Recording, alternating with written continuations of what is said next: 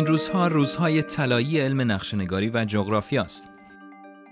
در گذشته تهیه یک نقشه ممکن بود سالها طول بکشه. امروز اما نقشه‌های دیجیتال و بسیار دقیق رو میشه تنها در چند ساعت تهیه کرد. میشه رفت داخل یک خیابان، داخل یک شهر و در اون شهر داخل یک ساختمان به خصوص. نقشه‌ها برای ما قرار بود تصویری واقعی، دقیق و بی‌طرف از دنیا باشن. اما در طول تاریخ هر از گاه آینه‌ای برای انعکاس تعصب، اعتقادات سیاسی و قدرت نمایی هم شدن. نقشه‌نگارنده هم مانند یک نویسنده کتاب، مانند یک استاد دانشگاه، وقتی پول دریافت بکنه ناچار هست که خواسته دستور دهنده رو برآورده بکنه.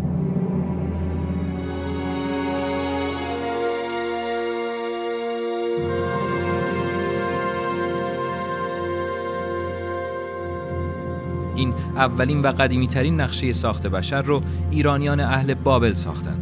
ولی بعد از اون سالها نقشه‌های سرزمین پارس رو نقشه‌نگارانی غیر ایرانی، خصوصاً اروپایی کشیدن و این برای ایران خالی از تبعات نبود. در این سالها تغییر نام خلیج فارس موضوعی که ذهن مردم در دو سوی این آبها رو به نقشه‌هایی که از این منطقه کشیده شدن و نقش قدرت‌ها در طراحی اون نقشه‌ها جلب کرده. یکی از کسانی که به این موضوع پرداخته سیروس علایی، مؤلف کتاب نقشه‌های عمومی ایرانه. دیدم اطلس تایمز آمده یه راه حلی پیدا کرده به نام خلیج، میگوید خلیج. بندم تماس گرفتم، خودم رو معرفی کردم و من گفتم شما که میدونید که اسم اینجا خلیج فارس بوده، چرا این خلیج رو فقط عنوان کردید؟ خلاصه حرفی که اونها زدن این بود که این مسئله مسئله اقتصادیه. گفتن ما خیلی فروش زیادی در ممالک عربی داریم و اگر بنویسیم خلیج فارس اونا نمیخرن، ولی که ما فروشی در ایران هم نداریم. ما آمدیم چون حاضر نبود وجدانمون که خلیج عربی بنویسیم، نوشتیم خلیج. به این ترتیب یک طرف با در اختیار داشتن بازار و طرف دیگه با راه انداختن تومارهای اعتراضی سعی میکنن تصمیم بگیرن که روی نقشه چی نوشته میشه، در حالی که سابقه دنبال کردن اهداف سیاسی از طریق طراحی نقشه به خیلی قبلتر از زمانی که در اون بازار و افکار عمومی عناصر تعیین کننده‌ای بودن برمیگرده. در سال 1729 میلادی در حالی که دولت صفوی در اثر حمله افغانها از هم پاشیده بود، ترک‌های عثمانی بخش‌هایی از غرب ایران از قفقاز و آذربایجان تا لرستان و کردستان و خوزستان رو اشغال کردند و تا گوشه شمال غربی خلیج فارس پیش اومدند. در این موقع متفرقی که وزیر بود میخواست یک سندی به وجود بیاره برای این کار. نقشه هومن رو از ایران که چند سال قبلش تهیه شده بود گرفت، کپیه کرد و بعد یک خط جدیدی در اون نقشه رسم کرد که قسمتی از قفقاز همه این نقاط رو در بر میگرفت این خط و غرب اون جزو امپراتوری عثمانی میشد و روی این خط نوشت که مرز جدید ایران و عثمانی و این رو چاپ کرد و برای غرب هم فرستاد.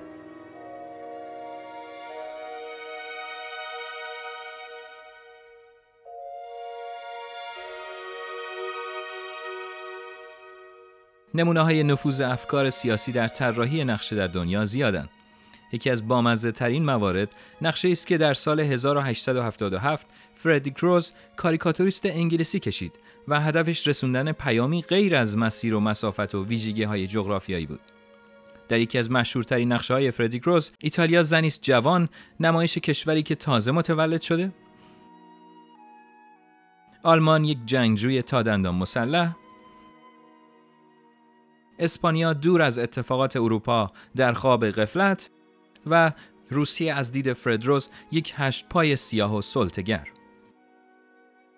ما میدونیم که در جنگ جهانی دوم نقشه هایی رو تهیه کردن که این نقشه ها نشون میداد که ایران در کمپ آلمان نازی هست. مطلقاً اینطور نبود. ایران بی‌طرفی کامل اعلام کرده بود و بی‌طرفیش رو تا آخرین لحظه هم رعایت کرد، ولی خب چون اشغال کنندگان ایران اهداف دیگری داشته بودند که هدف اصلیشون در حقیقت کمک رسانی، پشتیبانی به شوروی بود از طریق ایران، دنبال بهانه‌ای میگشتن و این بهانه رو هنوز هم دارن تبلیغ میکنن که ایران به طرف آلمان نازی حرکت کرد بود. مطلقاً اینطور نبود. و یکی از داستان‌های جالب در تاریخ نقشه‌نگاری ایران مجادلات بر سر شکل و وضعیت حقوقی این دریاست. مرز شمالی ایران دریای خزر. بطلمیوس تصورش این بود که بحر خزر به صورت بیضی خوابیده است، تا اینکه در زمان پتر کبیر در حدود سال 1720 اینجا را مساحی کردن به اصطلاح و بر اساس اون مساحی نقشه جدید بحر خزر رو کشیدن. البته متوجه شدن که این دریا ارتفاعش خیلی بیشتر از عرضشه.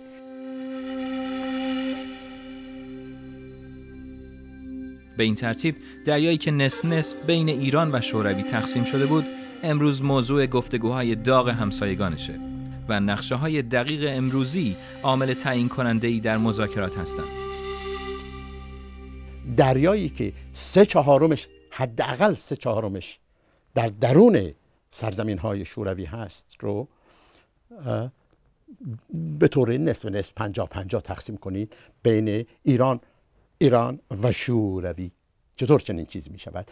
مطلقاً عملی نیست. یعنی نقشه فریاد تمسخر میزنه. اما در مواردی که قدرت‌های سیاسی یا اقتصادی توانش رو داشتن، دستکاری‌های زیادی حتی در نقشه‌ها کردن تا جایگاه خودشون رو تقویت کنن. زمانی که اسپانیا و پرتغال دو قدرت اصلی جهان استعماری بودن، نقشه‌ای درست کردند که کره زمین رو با یک خط بین خودشون تقسیم می‌کرد. مشابه همین کار رو دو قدرت استعماری انگلستان و روسیه با ایران کردند. زمانی که ایران به عنوان یک بازار جدید اقتصادی در حال کشف شدن بود.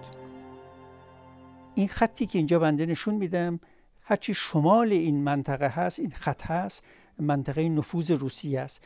منطقه نفوذ انگلیس خیلی کوچیک بوده اول، فقط همین یه تیکه است که اینجا نشون داده شده، اینم مرزشه. ولی بعداً در سالهای بعد تمام این قسمت جنوب رو عنوان کردن که منطقه نفوذ انگلستان.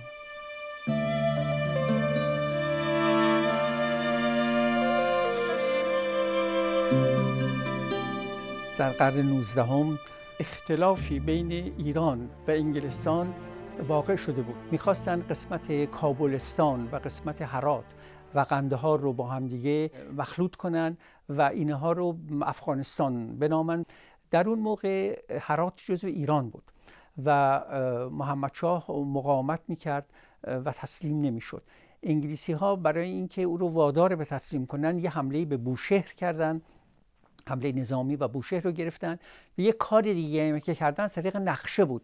آمدن بلوچستان ایران و بلوچستان هندوستان، و اون موقع بلوچستان انگلستان میگفتن، اینا رو به صورت یک مملکت واحد در یه نقشه نشون دادن که باز زعمای ایرانی اصلا اطلاع نداشتن از این جریان. و این نقشه ها از سال 1830 به بازار آمد و همه جا منتشر شد و نشون میداد که حد شرقی ایران رو به طرف غرب آورده، به نزدیکی جاسک و بندر عباس، و بعد بلوچستان ایران رو که این قسمت بوده با بلوچستان انگلیس یکی کرده و به صورت یک کشور مستقلی اینجا نشون میده به عنوان بلوچستان. و این دیگه از بس تکرار شده بود، مورد قبول همه دولت‌های غربی هم قرار گرفته بود، ولی دولت ایران اطلاعی نداشت.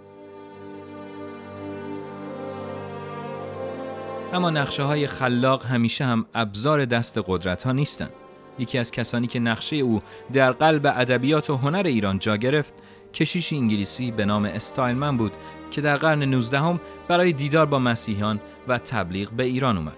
او بعد از نگاه به نقشه به فکرش رسید که این نقشه خودش به شکل یک گربه است، به شکل یک گربه ایرانی که روی زانوش نشسته و روی بالشتکی نشسته. و در سفرنامه خودش که در سال 1902 در لندن منتشر شده این مطلب رو آورده و یه نقشه‌ای هم داره که ایران رو به صورت یک گربه نشون میده.